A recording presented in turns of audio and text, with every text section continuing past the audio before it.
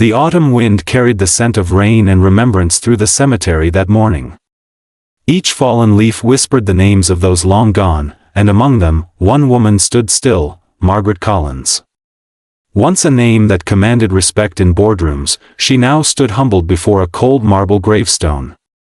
Her heart was an empty vessel carved hollow by loss. 3 years had passed since the accident, 3 endless years since her only son, Ethan, had been taken by a twist of fate on a rain-slicked highway. She had buried not only her child that day, but her laughter, her purpose, her warmth.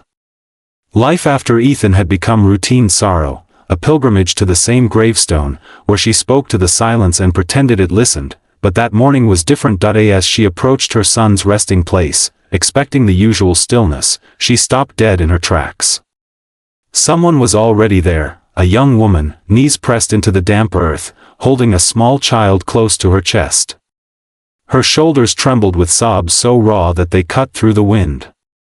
The child, barely 2 years old, stared curiously at the gravestone, clutching a worn stuffed bear. Margaret's pulse quickened. She didn't recognize this woman.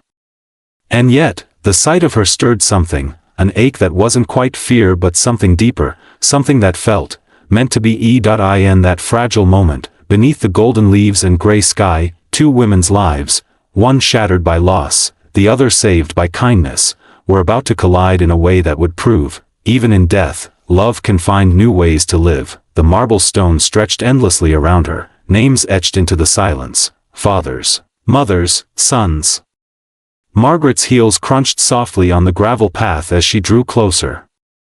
She'd visited this grave every week, bringing lilies, Ethan's favorite, and whispering the same words she had whispered since the day he was gone, "I miss you, my boy." But today, she froze. Someone had beaten her here. A young woman knelt before Ethan's headstone, her long dark hair cascading like a curtain over her face. In her arms was a toddler with large, searching eyes. The woman's shoulders quivered as though every breath hurt. Margaret stood still, unsure whether to step forward or turn away. When her foot shifted, the gravel crackled beneath her shoe. The woman startled, looking up sharply.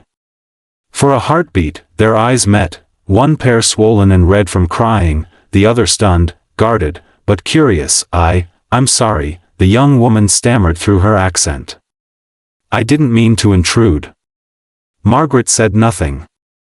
Her gaze drifted to the base of the grave where fresh lilies lay, perfectly arranged. She hadn't brought any today. Whoever this woman was, she had known Ethan's favorite flower. Her voice trembled. Did you know my son?"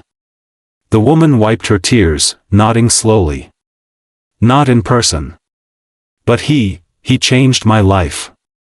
The air around them seemed to still. Her name was Isabella Torres, she explained. She was from Madrid. 3 years ago, she had been 8 months pregnant and alone. The father of her unborn child had left, and she was on the edge of eviction. She'd written a plea online, a desperate cry for help she never expected anyone to read, and then, an email arrived. It was from Ethan Collins. He offered to pay for her hospital bills, her rent, and her baby's delivery through his charity project, a foundation helping single mothers around the world. He said, Isabella whispered, her voice trembling, "You don't owe me anything. Just promise you'll raise your child with love." Margaret's throat tightened.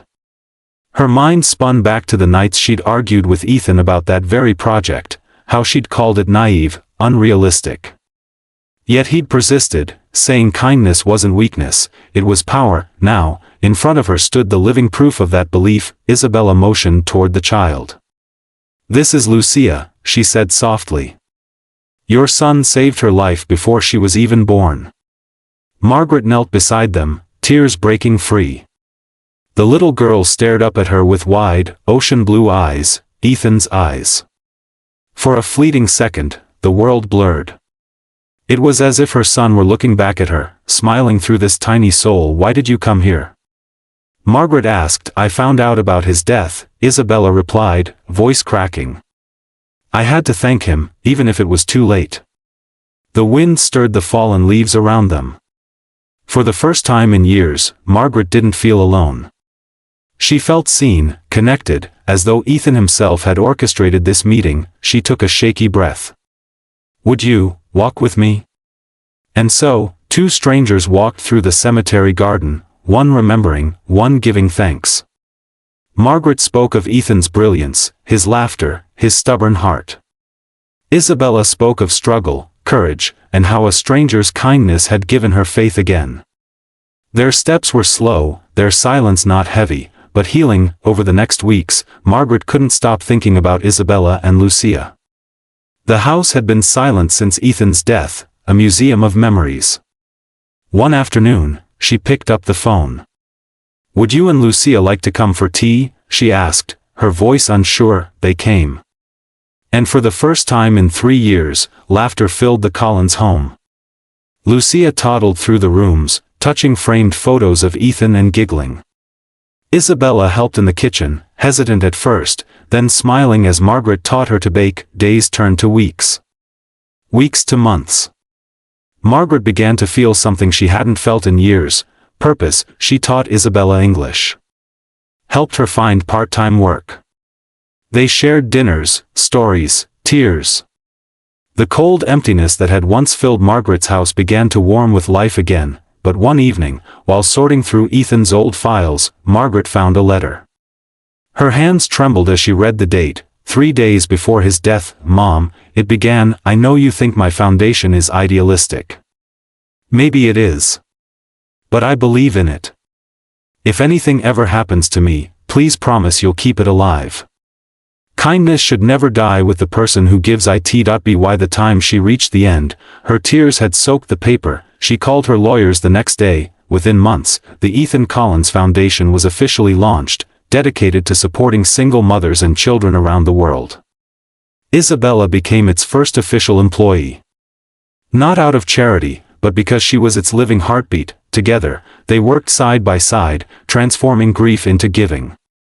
Lucia grew up among paperwork and laughter, toddling between desks, drawing hearts on donation envelopes. Every year, on the anniversary of Ethan's passing, Margaret returned to the cemetery, but never alone. Isabella stood beside her, holding Lucia's tiny hand. They placed white lilies on the grave. The little girl looked up, her voice sweet as sunlight. "Grandma," she asked, "is this where Daddy Ethan sleeps?" The words pierced Margaret's heart, and healed it at once. She smiled through her tears. "Yes, sweetheart. And he's watching over us." Lucia placed her bear beside the headstone. The wind carried the scent of lilies and autumn leaves, the same scent that had once meant sorrow, now reborn as hope. As the three of them stood there, a family shaped not by blood, but by kindness. The setting sun painted the world gold, and for the first time, Margaret felt peace. Her son was gone, but his kindness still lived. In every mother helped, every child saved, every life touched by the ripple of his compassion. Because in the end, love never really dies. It simply finds new hearts to live in. If this story touched your heart, share it. Somewhere out there, someone needs to be reminded that even after loss, love can return in unexpected forms. Speech balloon. Tell us in the comments, do you believe fate brings people together for a reason? Yellow heart. Subscribe to Echo Tales, where every story reminds you that kindness, no matter how small, can echo forever.